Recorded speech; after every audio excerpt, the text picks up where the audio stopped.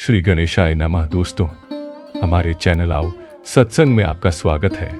दोस्तों, आज इस वीडियो में हम कार्तिक मास के शुक्ल पक्ष की एकादशी देवउठनी एकादशी के बारे में सुनने जा रहे हैं। भीष्म पंचक व्रत, जो कार्तिक माह की प्रबोधिनी एकादशी से पूर्णिमा तक चलता है, जो 5 दिन का है। भीष्म ने अपने पिता को इस व्रत का वर्णन किया है। यह बहुत प्रभावशाली व्रत है। यह व्रत उसी दिन का है। इस वीडियो में हम इसका महात्म्य कथा सुनेंगे। अगर आपको यह वीडियो पसंद आए तो लाइक और शेयर करें।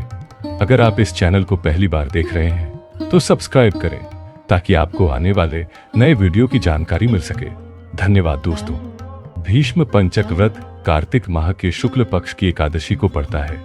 इसलिए नारदीय पुराण में हिमाद्री में कहा गया है कि नारद जी ब्रह्मा जी से पूछते हैं, हे प्रभु, कृपया मुझे कार्तिक मास में किए जाने वाले इस पुण्यदायी भीष्म पंचक व्रत के विषय में बताइए।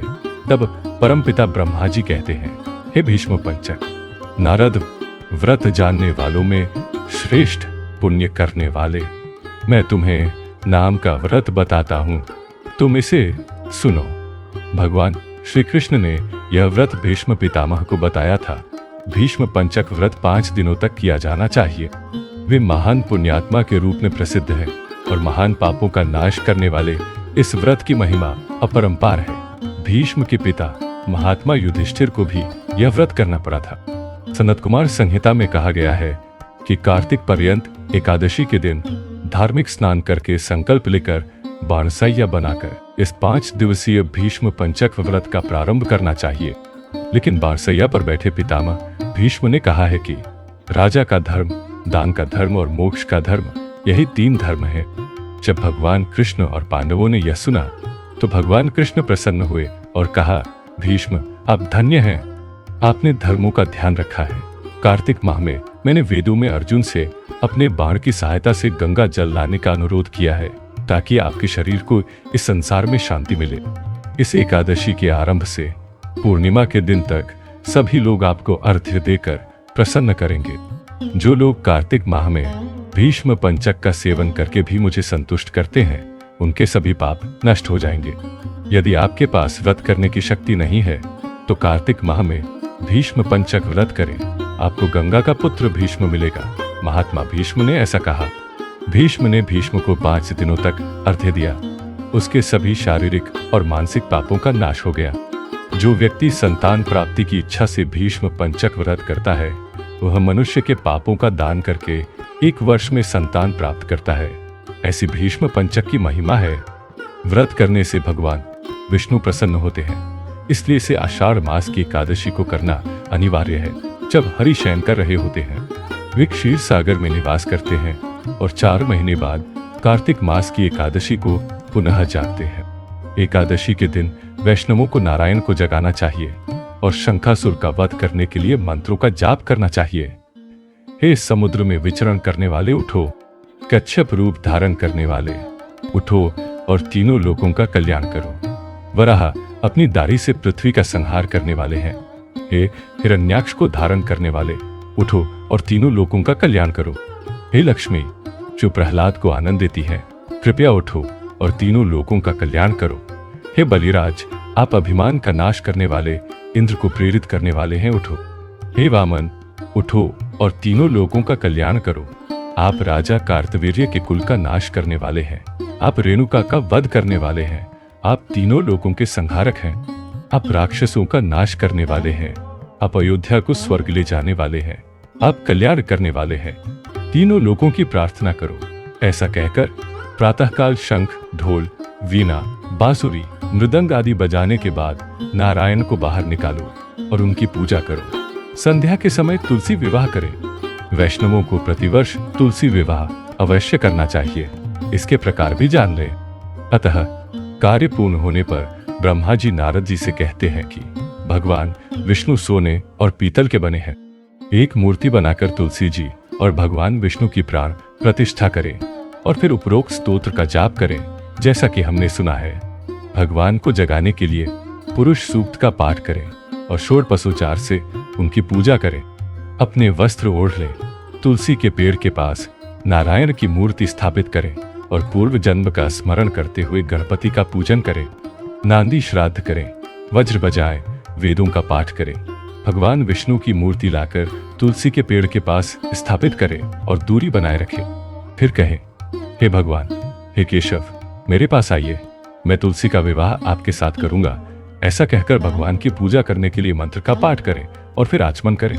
फिर कहें, हे वासुदेव, मैं आपको कांसे के बर्तन में दही, घी और शहद का मीठा पेय प्रदान करता हूँ।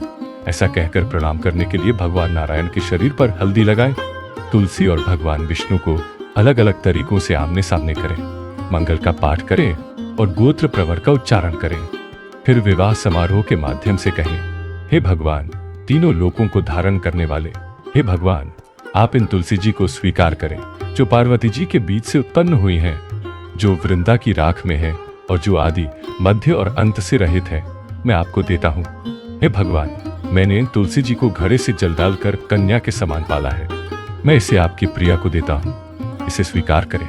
इन मंत्रों से नारायण को तुलसी जी अर्पित करें और उन दोनों का पूजन करें।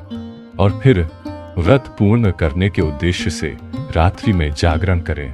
इस व्रत के लिए वाल्खिल्य ऋषि कहते हैं कि प्रातः काल भगवान विष्णु और तुलसी जी का पूजन करें और फिर द्वादशाक्षरी मंत्र से दूध, शस्य, घी, शहद, तेल आदि 108 आहुतियों का होम हवन करें और 4 मास तक अन्य जो नियम आपने लिए हैं उनका पूजन करें और ब्राह्मण से कहकर कहें, हे प्रभु, हे नारायण, मैंने आपको प्रसन्न करने के लिए यह व्रत लिया है। जो भी भूल, अपराध या कुछ छूट गया हो उसे क्षमा करें। इस प्रकार प्रार्थना करें। 12 और 12 मास में पड़ने वाली एकादशी उत्तम फल देने वाली होती है। चातुर्मास या कार्तिक मास में जिन वस्तुओं का त्याग किया हो उन्हें ब्राह्मण को दान कर दें और फिर उनका उपयोग करें। 12 के दिन एक स्त्री पुरुष को भोजन कराना चाहिए। ब्राह्मणों को दक्षिणा देकर भी भोजन कराया जा सकता है और भगवान विष्णु को अर्पित किए गए तुलसी के पत्तों को भोजन में डालने से पाप नष्ट हो जाते हैं। 100 चांद्रायण व्रतों के बराबर इस एक व्रत से ही पुण्य प्राप्त हो जाता है। सायंकाल के समय गन्ने का मंडप बनाकर उसमें भगवान वासुदेव और तुलसी जी को स्थापित करें और यथाशक्ति उनका पूजन करें और कहें, हे प्रभु, हे नाथ, आप तुलसी जी सहित वैकुंठ में पधारें और सदैव प्रसन्न रहें। हे श्रेष्ठों में श्रेष्ठ, हे प्रभु, जहाँ ब्रह्मा विराजमान है वहाँ पधारे। इस प्रकार नारायण की मूर्ति का विसर्जन हो जाता है, तुलसी पूजन भी पूर्ण हो जाता है और तुलसी विवाह समारोह भी यहीं संपन्न हो जाता है। तुलसी सहित पवित्र सामग्री ब्राह्मणों को इसे देने से व्यक्ति कन्यादान के समान पुण्य प्राप्त करता है। जो व्यक्ति वर्षों तक तुलसी विवाह करता है वह इस लोक में ही नहीं बल्कि परलोक में भी सुख भोगता है। जो व्यक्ति धन के प्रति समर्पित और धन धान्य से परिपूर्ण रहता है वह सदैव समृद्ध रहता है। इस प्रकार सनत कुमार संहिता में कार्तिक से कार्तिक तक एकादशी के दिन भीष्म पंचक व्रत और प्रबोधोत्सव तुलसी विवाह समारोह का उल्लेख किया गया है और यह भीष्म पंचक व्रत कार्तिक मास की पूर्णिमा के दिन समाप्त होता है। जिन भक्तों ने व्रत लिया है वे इसे आज कर सकते हैं। दान करने वाला व्यक्ति सीधे ब्राह्मण को दक्षिणा सहित सामग्री देता है और जरूरतमंदों को दान दक्षिणा देकर भी इस व्रत को पूरा करता है। यह व्रत ऐसा है कि यदि कोई ग्रह बाधा, नकारात्मक प्रभाव, पितृदोष, राहु, केतु या कुंडली से संबंधित कोई भी समस्या हो तो वह भी शांत हो जाती है। भीष्म पिता को पितरों का भी पितर कहा जाता है। गंगा उन्हीं के पुत्र हैं।